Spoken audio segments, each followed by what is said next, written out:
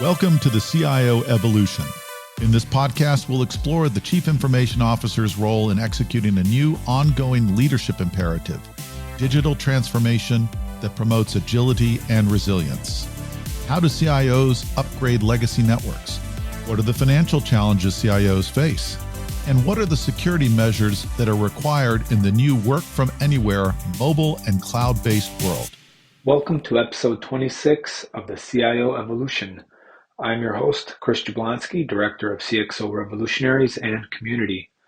One of the biggest topics in enterprise technology this year centers on corporate boards and cybersecurity oversight in light of new SEC regulated company requirements for cyber accountability. Who better than to invite a couple of board members and industry experts to explain the implications of the new rules and what it all means for boards and executives alike, particularly CISOs. In a recent live virtual panel moderated by Kavitha Mariappan, Executive Vice President of Customer Experience and Transformation at Zscaler, Andy Brown, a member of Zscaler's Board of Directors since 2015 and CEO of Sandhill East, joined Sam Curry, Vice President and CISO in Residence at Zscaler, to share incredible stories and lessons from their experiences that can help guide your organization. Sit back and enjoy the discussion.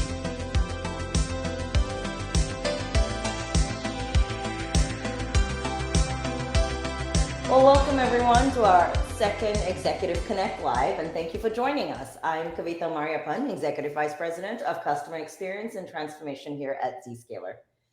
Today, we're honored to be joined by two industry-leading voices in cybersecurity and digital transformation.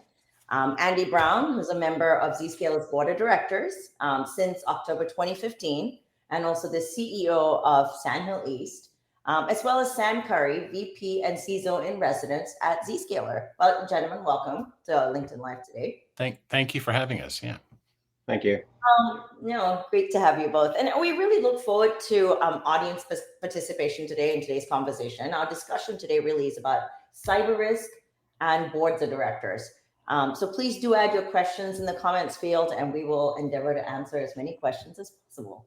So let's get started. I think I really want to kind of set the stage today, this morning, on framing the new expectation for corporate boards as it pertains to cybersecurity oversight. So Andy, I want to start with you. Congratulations on the new book, Cybersecurity: 7 Steps for Boards of Directors, that you co-authored with Helmut Ludwig, who is a professor at the Cox School of Business and who serves on many boards. Also, Helmut used to be the CIO of Siemens, prior to his foray into kind of academia. But what was the response? What has the response been like since the launch of this book? I believe you released it at the National Association of Corporate Directors Summit last month.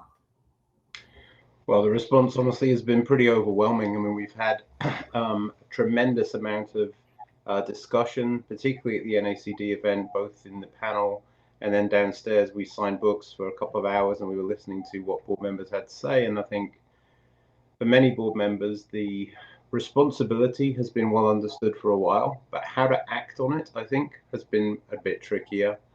Now with some of the events that have happened in the last few months, particularly some of the 8Ks that have been filed and then refiled and so on, I think there's been a realization that the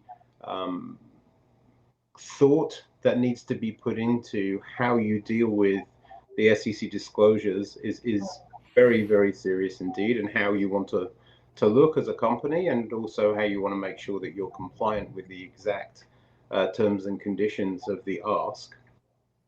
I think the other thing that's come up, particularly in the lunch we held with the NACD last week in New York, is that the definition of materiality is definitely a topic on board members' minds. There's no doubt about that. But also the level to which you should disclose processes that you're using in crisis management, which is also a requirement of the SEC ask. So I think that conversations was serious. I mean, we talked about tabletop exercises. We talked about what level of connection should exist between the board and the executive team. We also talked a lot about the collective responsibility of the executive team for making sure that the CISO alone is not the person in the seat for accountability, and that actually the executive team is participating in that too. So those are the main things, Kavitha. Team sport, right, Andy? Team sport, collective responsibility. It's a Margaret Thatcherism, but it works pretty well. shared responsibility model. Sam, I wanted to point the next question to you. Sure. Talk about kind of the 7 steps, and kind of oversimplify the 7 steps, right? Where get on board, prioritize, assess, understand the tech, understand the non-tech factors, look at overcoming some obstacles, measure and repeat. When we think about this, what are some of the most challenging factors here, and what deserve more attention than others, like where to prioritize? Well, I think the 7 steps sound deceptively simple, but the devil's in the details. I can't stress enough. I think the biggest problem in cybersecurity today is, in fact, not a technical set of problems. I think it's the lack of alignment between most information security departments or cybersecurity and the business. And it's because most of us came up through the ranks and we weren't taught business skills. We are seen to be perhaps hobbyists in some cases. Best case, perhaps we're seen as a tech function, and we know we're supposed to be a risk function. We know that much, and we know that that's the language we're supposed to have with the business, but we're not aligned with the other risk functions. And so, risk is managed elsewhere in finance, in operations, in legal, in sales. And yet we don't speak the same risk language. It's obvious to us that we deal with risk. And so we don't measure it in as fine-grained a way, and we don't use the same metrics. We don't use the same way of mitigating it and reporting it. We have risk registries, but very often they're not aligned with corporate ones. Now, where Andy started, I think, is very important, because the discussions of what values we have as a corporation, that's actually the hard stuff. The priorities that we have, the ethical frameworks, and then we test it with the tabletops, the things that make it real. Our brains can't tell the difference between a simulation and reality in many cases. And so, what we want is, when the actual crises arrive, not to be for the first time experiencing it. We want to have been through that in our minds, found the rough spots, and said, well, in this case, what does come first when it's insider information versus privacy data versus, when you've got tier 1 things to worry about and you have to think, this is like the which child matters more horrible question. Nobody wants that, right? We're parents. We don't ever want that. What do you do in a crisis? How do you do triage? Just like a doctor, if he or she is in an emergency room, what patient do they spend their time on? That's a horrendous thing to think of. And you can't do it if it's the first time you're doing it and you've got the adrenaline pumping. And so practice rational thought, because we'll get the technical details right. We will, if we've done the hard work up front. So those 7 steps seem deceptively simple, but they're not. So Kavitha, I hope that sets the stage a bit, because the big stretch, I think, for most of the cybersecurity functions is getting to align with the business, figuring out what the business priorities and the ethical and the value related ones are first. I think there's also the aspect of like the materiality of kind of the nature of the industry, right? And what the regulatory framework looks like for that specific industry as well, right? I think that might govern or guide some of the priorities, right? Because there's some things like, do you pay a ransom or not, right? And this is not a trivial question. It's one that's being debated. What laws exist? What commitments exist? In some cases, you can't. If it's a terrorist organization, for instance, there could be legal reasons not to. In other cases, when human life is on the line, even if there's a law against it, maybe you should.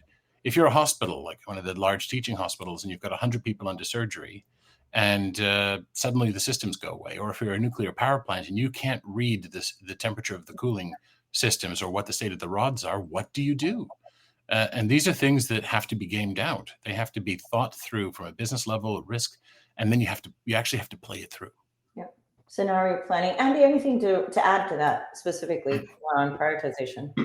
I think probably the most important thing is to understand posture. You've really got to decide consciously what position you want to take, and also who you're empowering to make decisions in a crisis when maybe you can't get everyone that you need together on a call. So I think not only is role playing important, but the assumption that much of the underlying technology you use to even run your business, which might include how you do role playing, by the way, is not available at the time. One of the best tabletop exercises I've done was on another public board that I was on, where two minutes into the test, Zoom broke. And Zoom was not available. Zoom was denial of service attack. That was part of the scenario. And all of a sudden, everyone had to scramble to figure out how they were going to get in touch with everyone. Do we even have everyone's phone numbers? And so on and so forth. So just playing through some of those things, based on my prior experience in financial services with 9/11 and so on, my answer is depend on nothing. Assume you have to have everything from scratch. Zero base your assumptions. And then I think you're in a good place. Oh, that's good advice. So let's shift a little bit. I'd like to kind of explore a little bit how we can help our audience understand, the role of the CISO, right, in building support for cyber initiatives at a board level. I mean, more and more we're starting to see, not just the CISOs updating kind of the audit committee and the risk committee, but there's obviously the readout at the board level. There's the executive team having subcommittees as well, in terms of how we're this risk oversight is managed within that organization, right? So how can they build support for this within their organizations? Because every organization has a different level of maturity and, obviously politics, culture, all kinds of things, governance. Perhaps Sam, we'll start with you and then Andy, jump in. So I had a manager many years ago who said, there's three kinds of relationships you have. You have up, right? And you'll keep your boss happy or you'll probably lose your job, right? I mean, that's going to happen. And then there's people who report to you and they'll probably keep you happy or they'll lose their jobs, right? But you can't succeed without peers. And nobody has to keep anybody happy in those relationships. And so I think I mentioned the gap between security and the business. As a CISO in particular, you get there. And I think the hardest thing to realize is you're not supposed to be the smartest cyber person in the company anymore. You're in fact supposed to be a business person first. And that is difficult to understand. Your job is now a series of conversations so that the company gets to acceptable risk for acceptable return. And you're going to have to drive some transformations for the company. This is tough. So you're going to have to build lateral support. You're going to have to be a social role, a logistics role, and then you're going to have to drive and make sure that your department cares about things beyond cyber. You have to demonstrate you care about revenue. You care about things like cost and customer satisfaction and employee efficiency, the things that we didn't do coming up through cyber. You've got to show it. You've got to break bread. You've got to share MBOs, for instance. And you got to get close to the customer pain. You've got to get out there and meet the customers. I often say, who the cyber executives are, right? It's actually the CIO and the CTO and the CFO. They just don't know it. And so you got to give them a chance to own a piece of it. And so whenever cyber things come up at the C level, don't jump on it. I've made this mistake. And so before you go to the board, before we even talk about talking to the board, nobody should be surprised by what's in your report to the board, either at the board level or among your peers. And, when you go to give a presentation at the C level, everything should have been socialized ahead of time, right? There should be no surprises. And you should know the impact you're going to have on everyone else's programs. And you should care about that, and they should know that you do. Alignment means when you're sitting across from someone, they know you want the same outcomes generally. Otherwise, you're going to go in there and say, this is what I want to do because risk, right? And they're going to be sitting there secretly thinking, but what about my SLAs? What about my cost containment goals? What about my tickets that I have to manage down to a certain acceptable level? What about, et cetera? And if you haven't spent the time and the effort demonstrating you care about those things, you're going to fail. No, it's good insight. I mean, Andy, I want to build on that a little bit. And I think it's often misunderstood that the board makes these decisions, right? Let's talk a little bit about kind of the role of the board versus the role of the executive team. I have a question here from our audience around what is the optimal cadence for conducting these tabletop exercises? Should the board be involved? Should the board not be involved? I think let's maybe help define the role of the board versus the exec team versus what should be done internally and where we need to be, kind of providing oversight. I think the answer is yes.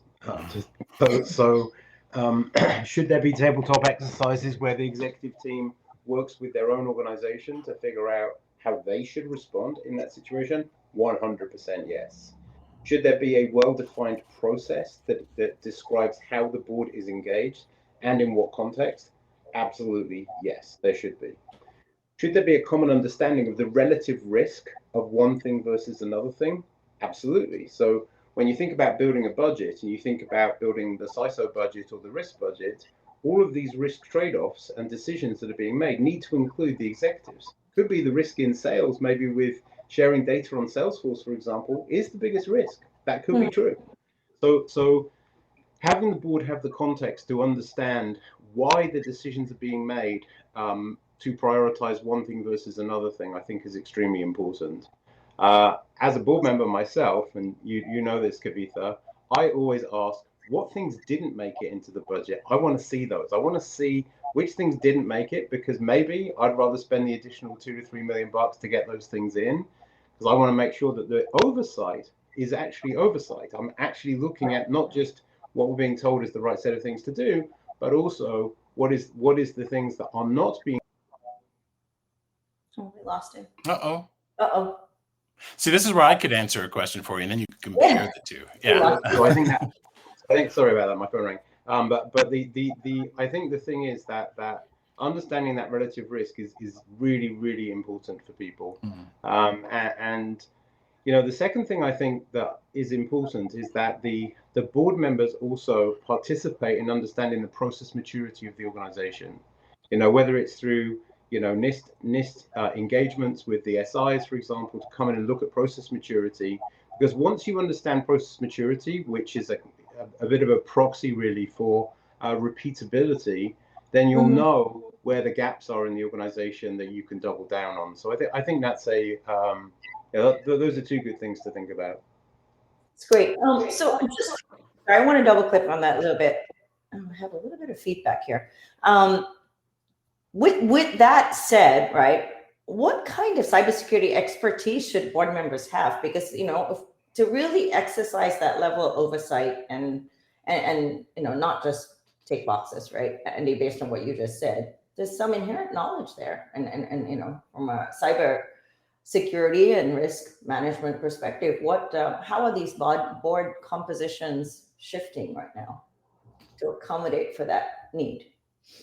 Well, I think every board is thinking about what level of capabilities do they need inside the board to be able to ask the right questions. So that's the first thing to say. I've seen that happen. I think in companies whose vertical significance to the vertical they serve is important, let's call them systemically important companies, they're thinking about also the regulators for the vertical that they're part of. How do we have to face off to them? What SLAs do we need to hit for them? Many of those SLAs are much faster than the SEC's 4 days, by the way. They could be 4 hours for material disclosure of customer information, as an example. So I think they've got to get all of those things kind of understood and in sight to be able to be rounded in how you make those decisions. But back to Sam's earlier point, I think risk is something that boards understand pretty well. And if you can talk in the language of risk, right, and that usually involves understanding what the outcome is if the risk that we've identified actually happens. And so starting to put that in financial terms, I think helps people get their head around it. That also helps with materiality, which, you know, is going to end up being a financial discussion as well as a disclosure discussion as well. So all of those things are an important way of synthesizing and joining together, if you like, the experience that the board brings in oversight of risk in general with the practicalities of what is often quite a technical risk in terms of cybersecurity. But to answer the question specifically, I think that boards need to become more cyber aware, and in some cases they need cyber experts on the board, depending on what kind of company it is. I don't think that's going to be prescribed by regulators or markets or whatever. I think honestly, boards of directors need to look at their own constitution and what business their company is in and make a decision about how important that is or not. We're certainly seeing advisors being hired by boards for this purpose as well, quite broadly, actually. And we're also seeing CISOs from other companies being asked to do that kind of role as well as a you know, an adjunct role, almost like a board position. So all of those are happening. some significant level of introspection, I think, definitely is required, right? And on an ongoing basis as well. We have a ton of, yeah, sure, Sam. Yeah, I was going to say, I think it might be worth saying that some of our audience is probably board member and some of it's probably CISO. And I'm not sure the degree of overlap, but for the CISO side and for the cyber side, the role the board should take in most companies is one of asking questions, right? And this is super important. And so that's why I think some of what Andy said was what he said. Yeah. My observation has been that so far, most boards are trying to get people that have other skills and experience as well as cyber. No one has yet very rarely do I see, oh, let's go get someone because they are a cyber only person. And the other thing that I'd say is that even though boards are supposed to have more of a governance role and not officers of a company, they're not supposed to be doing the execution. That can change in smaller companies. That can change in not-for-profits or where resources. Sometimes when something's getting off the ground, that line can become blurred. And I think as companies become more mature, that line should become more distinct. But I do want to also mention that in a crisis, things go crazy, right? You should tabletop and game things out. And yes, you should have lines of communication, but really also include the legal department in terms of what and how you communicate, because when you put things in writing, it becomes part of the record.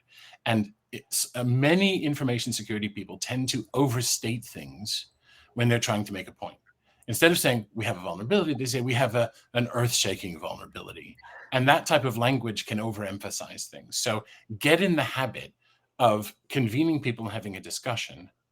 And when you write it down with a view to posterity. What will this play out like to a neutral audience in the far future? Because it's exactly what happens. This stuff becomes part of the discoverable record for eternity, effectively. I mean, just to double click on that for 1 second. I mean, when you've worked in financial services, what you've learned over the years is that anything you write can be on the front page of the Wall Street Journal the next day. And I honestly think you need to think the same way about this. Yep. Anything that's discoverable is material evidence, which the papers will be quite happy to put on the front page of the Wall Street Journal. 100%. Yep. So, and if you look at kind of the couple of very public lawsuits that have occurred, those quotes have actually been included in the articles. So I think it's reasonable to assume that will be the case going forward as well. And they haunt you. Yep. True. For perpetuating. We have tons of great questions from our audience. So let's go through them. Yeah. I'm going to pull some up here. So I think this one's for you, Sam. Sam mentioned that the government urges businesses not to pay ransoms. Now, threat actors are filing SEC claims against the victims to compel payment. How should businesses respond if threat actors demand ransom and threaten to file an SEC report? Pay themselves or do something else? It is insane that this has happened, but it's not so much a report as it was a tip. The ransom gangs like to do their double and triple extortion, right? Which is pay me and it will quietly go away, which it won't, by the way, right? Because it will still become public knowledge. You have to disclose unless you're breaking the law, and that doesn't. Not only does that not look good, don't do that. But they don't like to be ignored, and they threaten to out you if you don't pay as well. So your business will be shut down and you won't have access to your data, your availability goes away, but now the confidentiality will be violated even further. And so this has happened recently where they tipped off the SEC that a company had in fact been compromised by them, and that was to increase the pressure and the likelihood that future victims will pay. I think the question of how the SEC deals with that has to be seen, and I'm not a lawyer, I have to say that. Jurisprudence will play out. My suspicion is that the way that it will go is it will be very much focused on the company and its whether or not it transgressed in its behavior, regardless of the source of the tip. I think what we have to do is say, forget the criminal, right? One day they'll have their comeuppance or they won't. We have to make sure that we behave correctly on this side of the line. And I think that's the tone the SEC has to take, regardless of the source of the tip. If you broke the law, we're coming after you. If you break the regulations, you'll have to pay the price. This is one of those things that should have been predictable, by the way, and I would expect more of it. Maybe just to add to that too. I mean, I think it's true. Everything you said is true, but I think it's also true that if you see something, you need to say something. And it's not okay to joke about it on IM with your friends which also turns into material evidence. Yeah. You know, as in one of the more recent lawsuits there. So again, and that goes back to the same kind of behavior from research analysts in 99, 2000. You know, you will be penalized, and you might be banned from the industry for life, by the way. Oh yeah. You know, which is what's happened to some of those people. So I think it's very important to be very transparent, almost whistleblower-like transparency for people inside companies, because executives often don't know these things, and they need to know. And you know, putting it in their language definitely helps. If they don't talk cyber, then put it in their language. This issue could stop your sales team selling anything for 30 days or whatever the issue is. So I do think it's important to do that. Yeah, I think it's generally good advice that doing the right thing is a good look. It is in your best interest to be seen to be a good person. And that this was in a world where everything is ultimately findable, do that. Now, is that altruistic? I don't really care. It's just true. No, it's just the right thing to do, isn't it? Yeah. Yeah. And it's also the right thing to do. So do it. You know, doing the wrong thing is the wrong thing to do, and it could bite you. So, you know, strive to do the right thing. Put your rationale down to the best of your knowledge. This is the best thing to do. You're not expected to be perfect. You're expected to be pursuing the best thing to do. Values matter, right? I mean, no, they do. Yes. Okay, so we have another question, I think, specific to that. And we talked about, you know, boards are very accustomed to managing risk, and now we're kind of shifting that vernacular to managing cyber risk as well. So for board members who, this is another question from our audience, for board members who may not have a deep technical background, what are the key indicators or metrics they should focus on to effectively evaluate and contribute to discussions on cybersecurity strategies? So how to reframe in the right vernacular. Either one of you. Well, I sit on some boards, mostly not-for-profits and startup. I sat on a public board at one point for SSH, but I would say there isn't actually a metric. What you really want to do is to try to gauge the health of the program, and metrics are going to come to you. And so if the CISO, if he or she can't explain it, they probably don't know it well enough. And I mean, look, cyber literacy, as Andy kind of mentioned earlier, is very important. And having perhaps advisors, as you also mentioned, Andy, is important. But in the end, this is grokkable. It's understandable, right? This is not, frankly, it's not rocket science. The technical details are difficult, and the implementation is difficult, just as finance is difficult, or the law is difficult. But if a CISO can't stand in front of you and explain it in terms that are understandable, and so that you understand what the metrics are, they're doing it wrong. And therefore, you should be able to have business conversations about the function. It's intimidating, incidentally. It's an evolution of the role. Right? But there are fairly simple cyber literacy courses, incidentally, and certifications people can get. This is not an onerous task. It is nothing like the amount of time you have to spend as a board member. And so you can do those. There are some things explicitly designed for boards that you can take, and you can have people come in.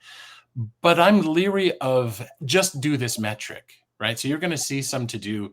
Sometimes you'll see what I call output metrics or calories burned. I care much more about outcome metrics. And so what I care about is what are the results, right? And so what is the program doing? What is it focusing on, and why? And those ultimately should be around risk reduction and being more resilient and being able to recover faster. And it should be tied to the information and the services you want to maintain. And so there's lots of examples of this, but by asking questions, what does this metric really measure? And this is back to the question point. How does this service over the long term? What does improvement look like? What does bad look like? Asking these questions of a CISO, they should be able to answer this after they've described what the metric is.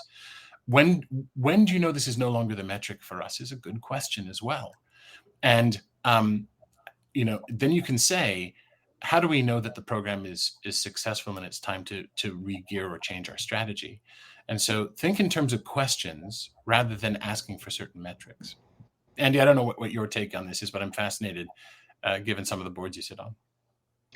Well, I think you have to start off with understanding what are the most valuable assets that you have. On Might be tools. property, might be people, might be services and products, and how are those crown jewels themselves being protected? What you often find is that it's less than 20% of the total assets that are truly valuable in a business. And you should be prioritizing those. I mean, usually those would be confidential or strictly confidential if you think about the NIST framework for assessing the importance of a piece of information or a document on how to do something and so on. So first of all, answering the question, what are the crown jewels of this business? And the second question, how are we protecting them? Those are good questions to ask, in my opinion. Yeah. The third question is, how consistently can we protect them? And this goes back to the NIST assessment framework of process maturity. If you remember back to Six Sigma or any of the process maturity frameworks you might know from prior lives, it can be anything from chaotic to repeatable. And usually it's somewhere in between, right? So if it's chaotic, the chances are that you're going to miss something, right? That's the chance. The chances are you are. If you're at and it's a scale from 1 to 5, right? So if you think about maybe being at a 2.3 or 2.4, yeah, it's okay. But if the industry depends on you, is 2.4 good enough? No, it's probably 3.5 to 4, right? So I find that bringing people in to look at the process maturity is one of the best measures you can get of how well a company is actually managing itself and therefore the risk program that they're part of. So I think those are really important things to ask, and they will create metrics like the risk scores for each of the controls is very important. The final thing is, and this comes from our due diligence practice at Sandhill East, we ask, what controls do you have? And there are 48 control types that we're looking for. And usually people say they've got somewhere between 20 and 30 of those covered. That's a good question to ask. The second question is the killer question. Can you evidence the controls that you have? Are you following processes that you say you're following, and can you evidence that you've done that? And generally what happens in the second question is that you get much less coverage on the answers. So if it's 48 and you've maybe got 20 to 30, maybe you get 15 that can be evidenced. And sometimes in due diligence that's material, sometimes it isn't, right? You've got to decide. But that's a good way of thinking about it. What control framework are you using? And then, is the control framework being applied equally to all assets, or are you actually making sure that the crown jewels are protected first and better? Right. So these are important questions to understand. I'd also caution boards against reading too much into things like red teaming. There's a desire to say, well, you failed a red team, you must be bad, as if it was a score in a game. And I often say, let's take the example of a basketball game, right? If you take one basket and you stop the play and say, who's the best team in the league, you don't have enough info. So a red team is kind of like one game. You can't tell who's going to win the season.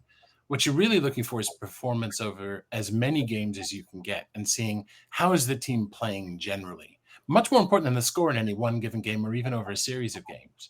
And that's what you're trying to find as well in cyber. So I've seen many boards get angry with their CISOs or take it out on the team because, hey, they failed their red team. Does that mean they're incompetent? I want to caution you about people listening against using that sort of metric because I've seen it too often.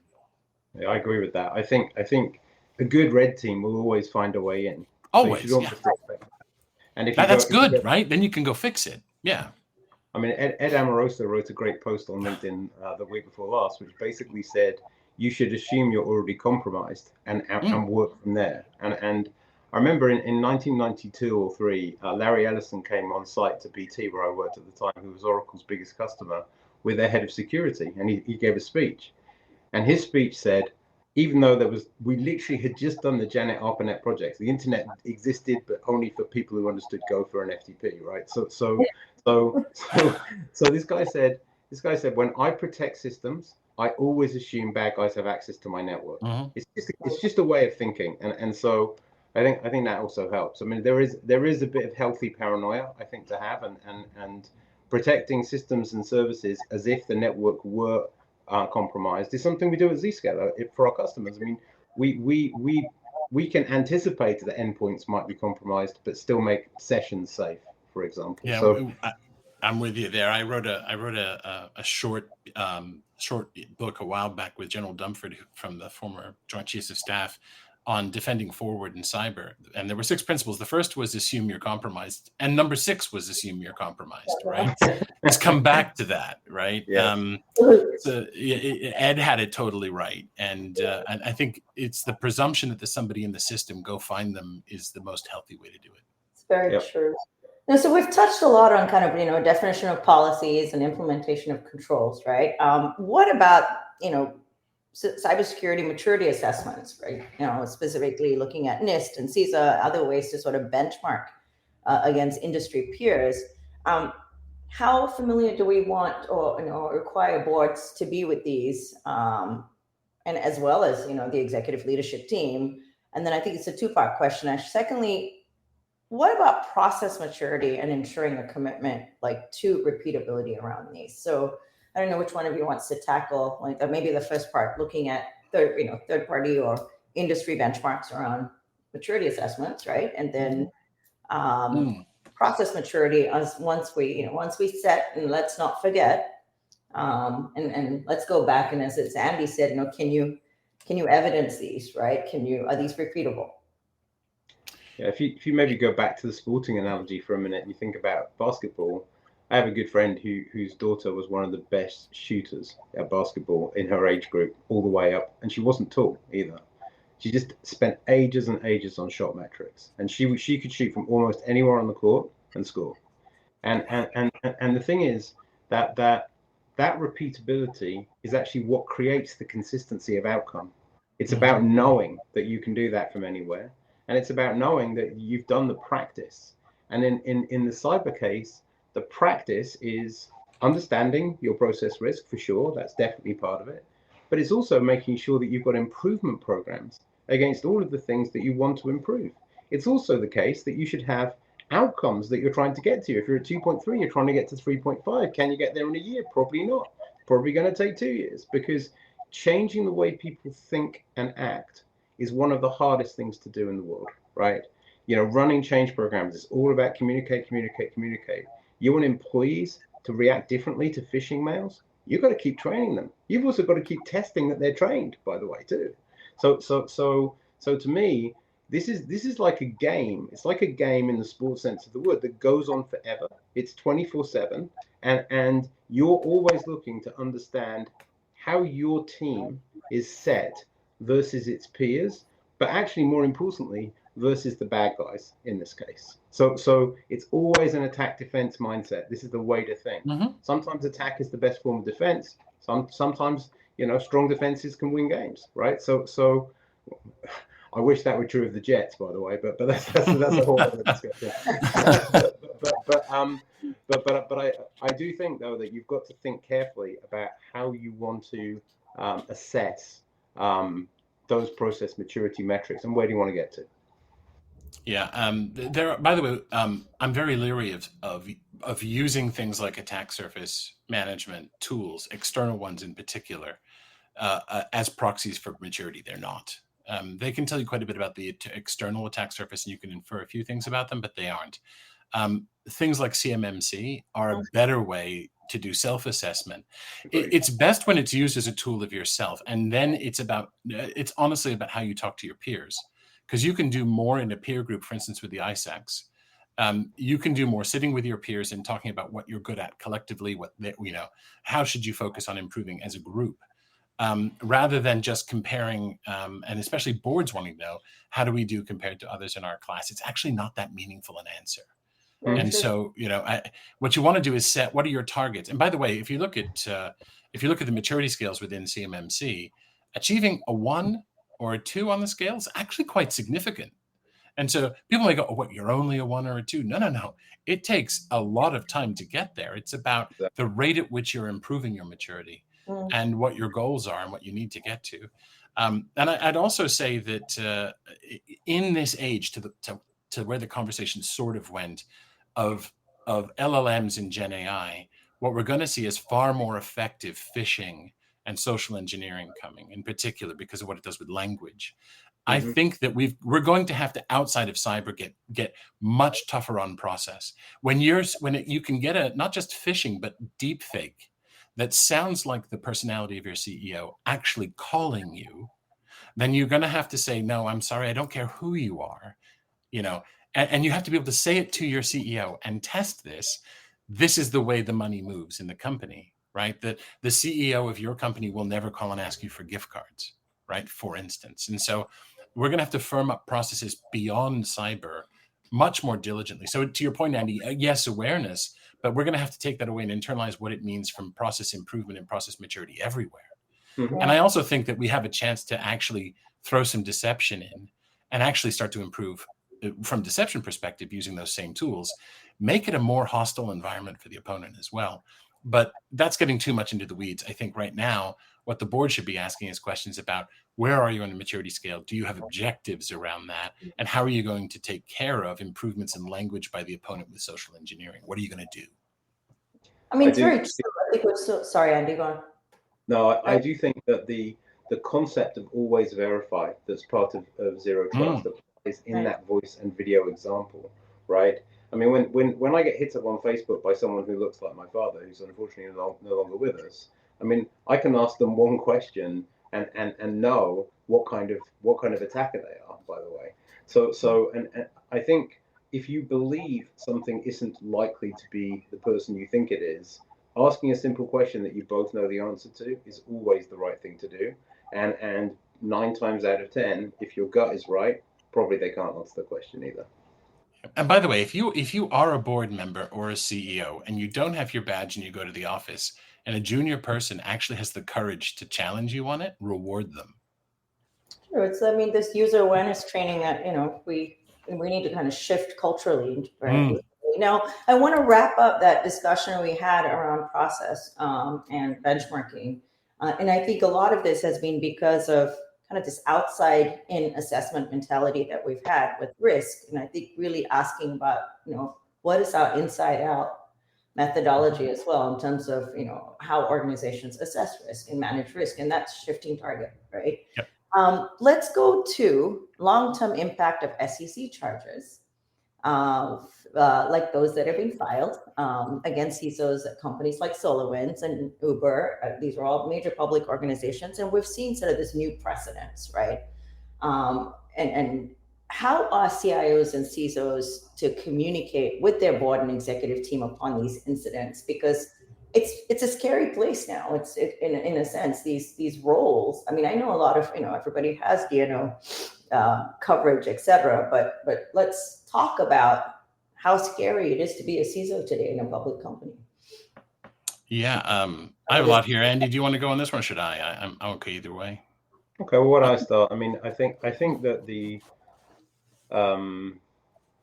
Joe Sullivan case in particular started a set of conversations with CISOs and their boards about how much is the right amount of indemnification and liability for them to have, and should they be part of D&O insurance. And truthfully, I think if you look at the average lifespan of a CISO role, which I think somewhere between 18 and 24 months, but don't quote me on that. That story tells its own tale. And so, the opportunity for the CISO to be the scapegoat for a security incident is there almost every day, actually. And if you believe in collective responsibility, then you've got to actually get the executive team to take the pain with the good, right? You bring in great sales numbers, everyone's happy, everyone gets paid more. You have a risk incident, everyone's unhappy, and they figure out together how they're going to solve that problem and stop it ever happening again.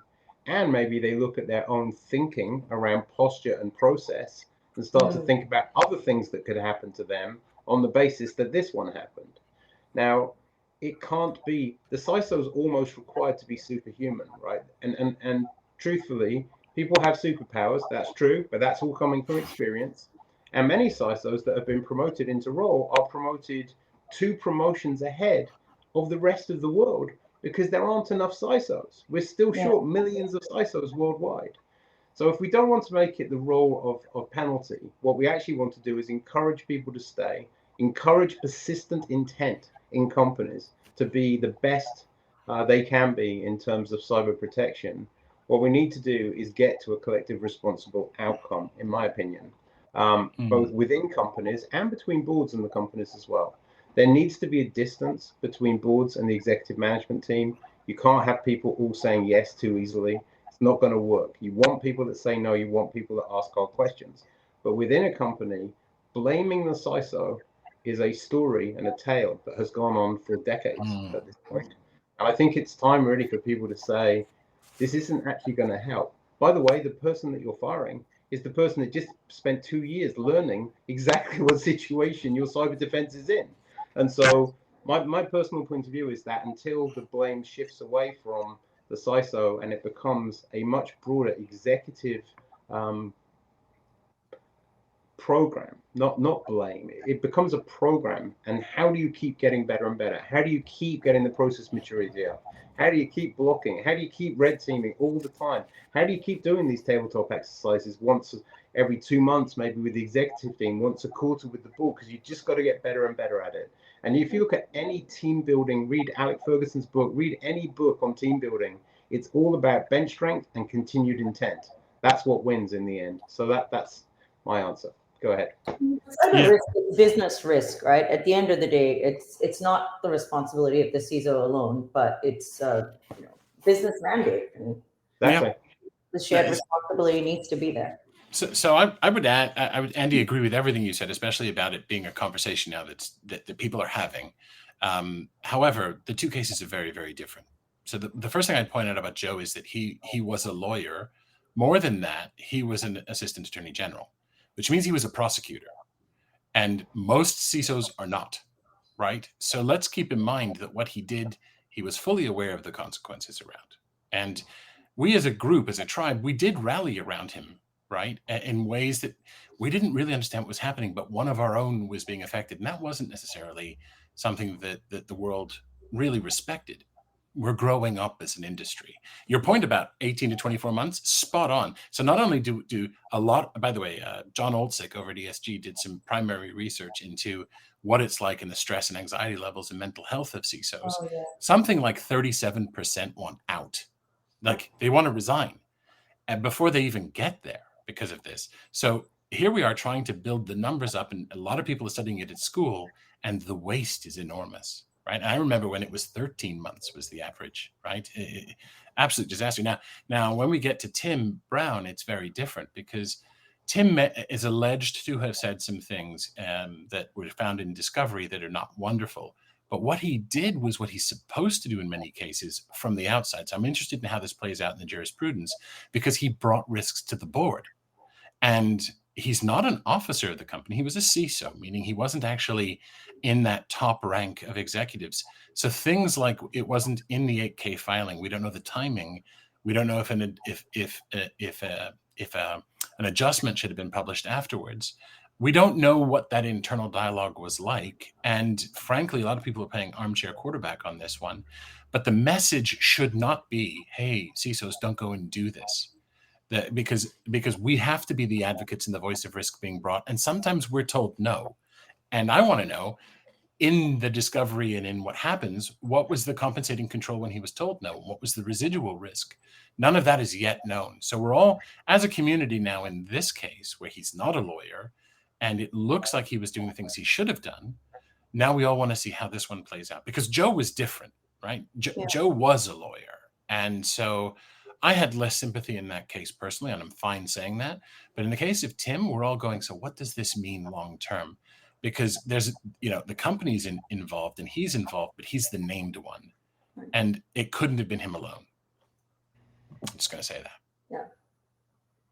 No, makes sense. Andy, you were going to say something before I jump to... Oh, I just think the requirement for collective responsibility and accountability is true in every case, right?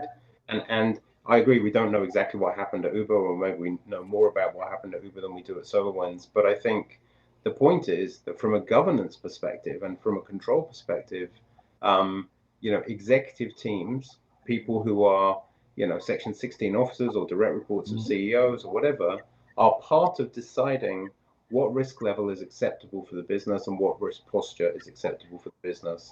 And the CISO is part of how we execute the plans to mitigate that and to improve our process maturity. So I think that's probably the right ending point, really. We want people to think carefully about where they're setting the bar there and how far they want to move it.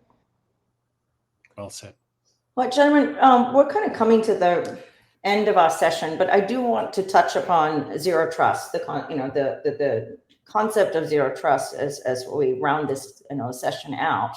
Andy, focusing on this book, we have, I want to make sure everybody gets a copy. Definitely, we'll have.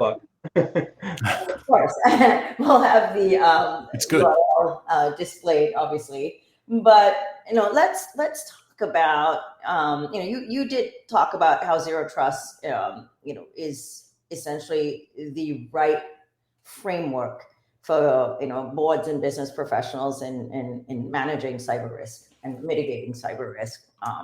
Can you kind of highlight what some of the key tenets are that you focused on? Sure. I mean, first of all, it's not just us saying that. I mean, the White House has said it, and a number of other folks have too. I think the reason that zero trust as an architecture is the most important initial approach to take from a blocking and tackling perspective is that once you understand how you are exposed to the internet, and this is in the broadest sense of that word these days, it's not just about what services and websites and all the rest of it. Your people are exposed to the internet. Their phone numbers can be got very, very quickly from the internet, and you can be called and phished immediately. So just thinking about that and how important it is to protect that is paramount to most businesses. So what zero trust does is it allows you to re-privatize many of the parts of your externally facing organization, particularly helps in third party and fourth party risk, where maybe you're accessing the platforms over the internet, but you don't need to. They could be direct connections. I think the core of zero trust is that you don't trust anybody without verifying. And anybody can be a service, it can be an application, it could be an IoT device, it can be a person, and it could be a data center even. And so, this notion that zero trust requires verification before moving forward. If you think about a simple analogy, you have to provide credentials when you go to a liquor store to buy a bottle of wine, right? Sure. They don't ask me anymore, sadly, because I don't think I really look like I'm 21. But this notion that credentialing and is used is a very simple analogy to use. Everyone understands that. Same with the castle and drawbridge analogy, right? If you've got a bad guy inside the castle, it doesn't matter if the drawbridge is up. That's inside a threat, right? So just thinking about how you mitigate that, not only for external clients and customers and third parties that you might be integrating with, but for your own employees as well. This is a very, very important thing to understand. The concept of lateral movement is key to zero trust, and understanding if you let someone into the castle, maybe they can go anywhere in the castle that they want to, but actually what you really want to do is let them come into the room that you want to meet them in, and then let them back out over the drawbridge when they leave. So to me, I think zero trust for boards is about the analogy of every transaction being checked, being verified before it is executed. And that gives you a large protection that you wouldn't have if you didn't do that. Thanks, Andy. Sam, did you have anything to add to that? Yeah, a couple of things. Very simply, trust is proportional to risk. And so if you're in an environment where you've minimized trust, you're minimizing risk by default. And the second is that when you put in an authorization infrastructure that does effectively just-in-time connection, the notion of lateral movement either changes or goes away in many cases. Discovery goes away, but you build a platform to do more interesting things, right? That's when as a company you can start to inspect and make risk-based decisions. You can do more granular things in terms of access. You can start to say, where does data go or not go? And in fact, we talked earlier about, how much I didn't trust things like external attack surface management.